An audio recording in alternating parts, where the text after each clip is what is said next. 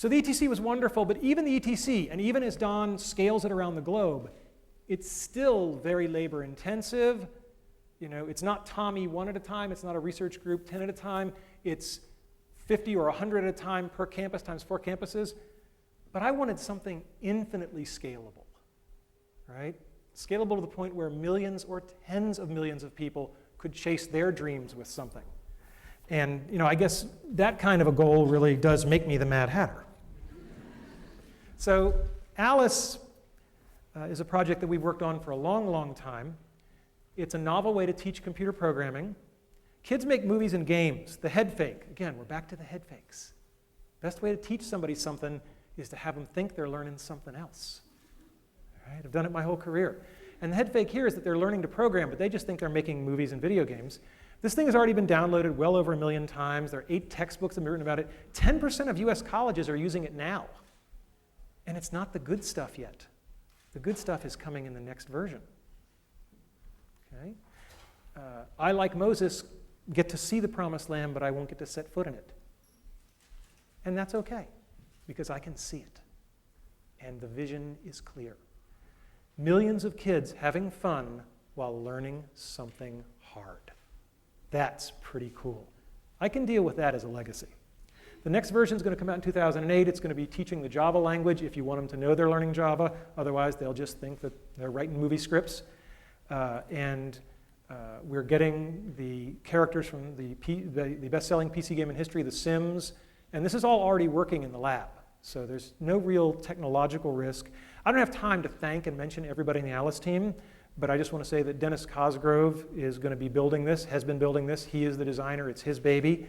And for those of you who are wondering, well, you know, in some number of months, who should I be emailing about the Alice project? Where's Wanda Dan? Oh, there you are. Stand up. Let them all see you. Everybody say, hi, Wanda. Hi, Wanda. Send her the email. And I'll talk a little bit more about Caitlin Kelleher, but she's graduated with her PhD and is at Washington University, and she's going to be taking this up a notch and going to middle schools with it. So grand vision, and you know, to the extent that you can live on in something, I will live on in Alice. All right, so now the third part of the talk, lessons learned. You know, we've talked about my dreams. We've talked about helping other people enable their dreams. Somewhere along the way, there's got to be some aspect of what lets you get to achieve your dreams. First one is the role of parents, mentors, and students. I was blessed to have been born to 2 incredible people. This is my mother on her 70th birthday. I am back here. I have just been lapped. This is my dad riding a roller coaster on his 80th birthday. And he points out that, you know, he's not only brave, he's talented because he did win that big bear the same day. My dad was so full of life. Anything with him was an adventure. I don't know what's in that bag, but I know it's cool. My dad dressed up as Santa Claus, but he also did very, very significant things to help lots of people.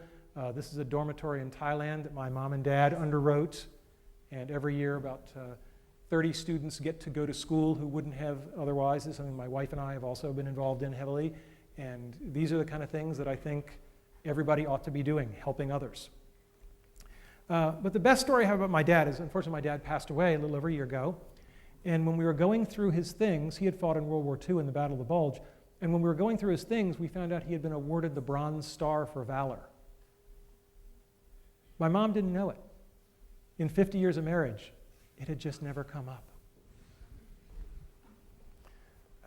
My mom. Mothers are people who love you even when you pull their hair. I have 2 great mom stories. When I was here studying to get my PhD, and I was taking something called the theory qualifier, which I can definitively say is the second worst thing in my life after chemotherapy. And I was complaining to my mother about how hard this test was and how awful it was. And she just leaned over and she patted me on the arm and she said, "We know how you feel, honey. And remember, when your father was your age, he was fighting the Germans."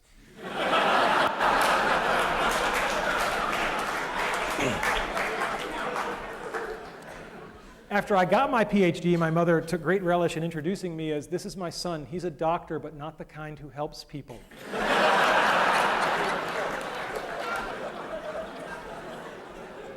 These slides are a little bit dark, but when I was in high school, I decided to paint my bedroom.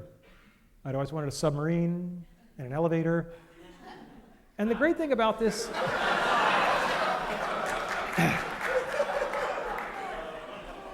What can I say?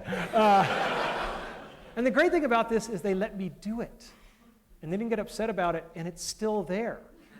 If you go to my parents' house, it's still there. And anybody who is out there who is a parent, if your kids want to paint their bedroom, as a favor to me, let them do it. Okay? It'll be okay. Don't worry about resale value on the house. Other people who help us besides our parents, our teachers, our mentors, our friends, our colleagues. God. What is there to say about Andy Van Dam? When I was a freshman at Brown, he was on leave. And all I heard about was this Andy Van Dam. He was like a mythical creature, like a centaur, but like a really pissed off centaur. And everybody was like really sad that he was gone, but kind of more relaxed. And I found out why, because I started working for Andy. I was a teaching assistant for him as a sophomore, and I was quite an arrogant young man. And I came in to some office hours, and of course it was 9 o'clock at night, and Andy was there at office hours, which is your first clue as to what kind of professor he was. And I come bounding in, and I'm going to save the world. There are all these kids waiting for help. Da-da-da-da-da-da. And afterwards, Andy literally Dutch uncle. He is Dutch, right? He Dutch uncled me, and he put his arm around my shoulders. And we went for a little walk, and he said, "Randy, it's such a shame that people perceive you as so arrogant." Because it's going to limit what you're going to be able to accomplish in life. What a hell of a good way to word you're being a jerk. Right? He doesn't say you're a jerk. He says people are perceiving you this way, and he says the downside is it's going to limit what you're going to be able to accomplish. When I got to know Andy better, the beatings became more direct. But I could tell you Andy stories for a month. But the one I will tell you is that when it came time to start thinking about what to do after graduating from Brown, it had never occurred to me in a million years to go to graduate school, just out of my imagination. It wasn't the kind of thing people from my family did. We got, say, what do you call them, jobs.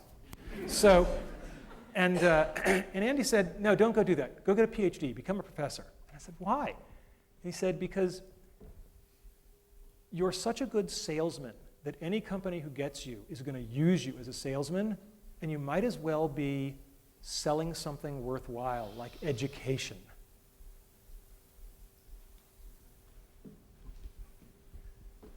Thanks. Andy was my first boss, so to speak. I was lucky enough to have a lot of bosses. That red circle was way off. Al's over here. I don't know what the hell happened there. He's probably watching this on the webcast going, my God, he's targeting, and he still can't aim. All right. I don't want to say much about the great bosses I've had, except that they were great. And I know a lot of people in the world have had bad bosses, and I haven't had to endure that experience, and I'm very grateful to all of the people that I ever had to report to. They've just been incredible. But it's not just our bosses. We learn from our students. I think the best head fake of all time comes from Dr. Caitlin Keller, who just finished up here and is starting at Washington University. And she looked at Alice when it was an easier way to learn to program, and she said, yeah, but why is that fun? I was like, well, because I'm a compulsive male, like to make the little toy soldiers move around by my command, and that's fun. She was like, and she was the one who said, no, we'll just approach it all as a storytelling activity. And she's done wonderful work showing that, particularly with middle school girls, if you present it as a storytelling activity, they're perfectly willing to learn how to write computer software. So, all-time best head fake award goes to Caitlin Kelleher's dissertation. President Cohen, when I told him I was going to do this talk, he said, please tell them about having fun, because that's what I remember you for. And I said, I can do that, but it's kind of like a fish talking about the importance of water. I mean, I don't know how to not have fun, right? I'm dying and I'm having fun. And I'm going to keep having fun every day I have left, because there's no other way to play it.